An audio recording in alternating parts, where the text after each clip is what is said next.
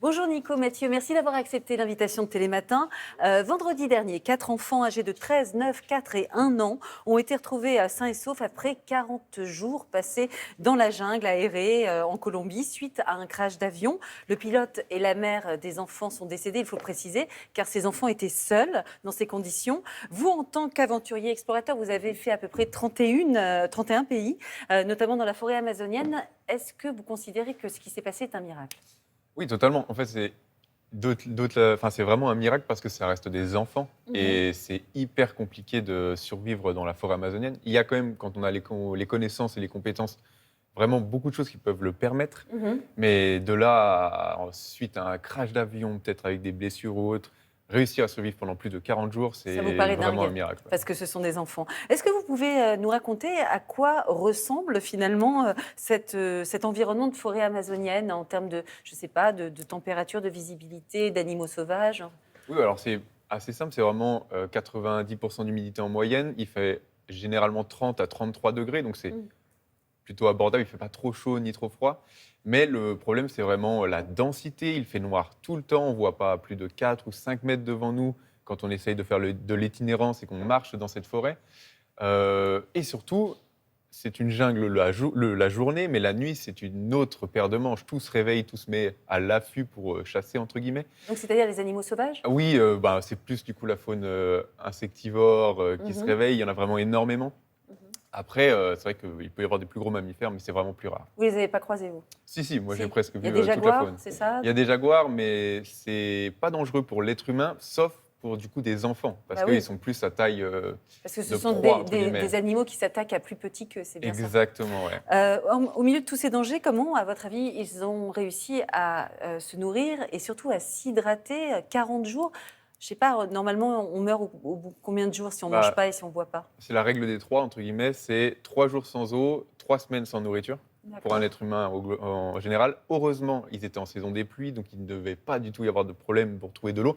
Après, trouver de l'eau potable, généralement, si on a un organisme qui est plutôt habitué à cette eau, ça va. Ouais. Mais si ça avait été des enfants qui n'avaient jamais bu de l'eau en forêt, ils auraient pu avoir des énormes complications. Oui, et ne pas survivre. Donc, ce que vous êtes en train de nous dire, et ce qui recoupe un peu les témoignages de la famille, c'est que aussi le miracle a été permis parce qu'il y avait une grande sœur de 13 ans qui s'appelle Leslie, hein, qui a fait la guerrière. C'est sa grand-mère Mhm. qui dit ça. Vous êtes en train de nous dire que le fait d'appartenir à une communauté autochtone, c'est ça qui leur a permis de survivre.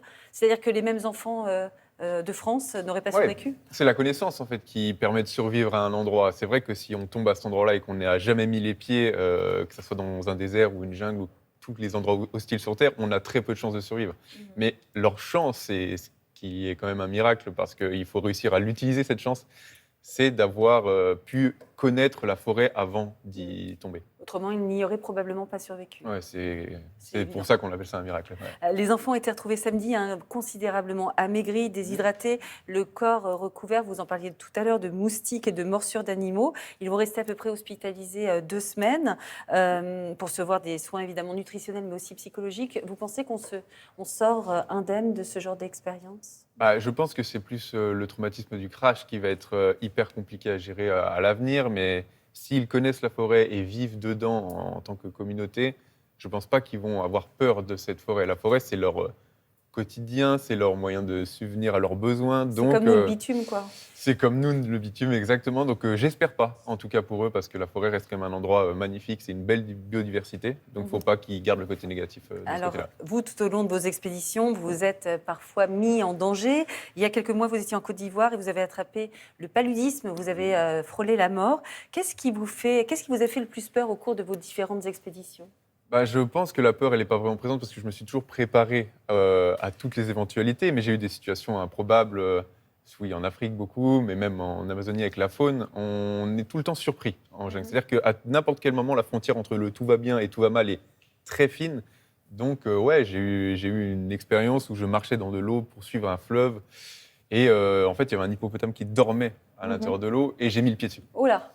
Il Et a c'est été pas plus comme surpris que marcher sur moi. un chien, Non, il j'imagine. a été plus surpris que moi, donc je pense qu'il n'y a pas eu de vraie confrontation, mais je veux dire, c'est vraiment pour expliquer que tout peut arriver à n'importe quel instant Bien dans la sûr. forêt, et c'est plus ça, 40 jours à cet endroit-là, C'était dingue.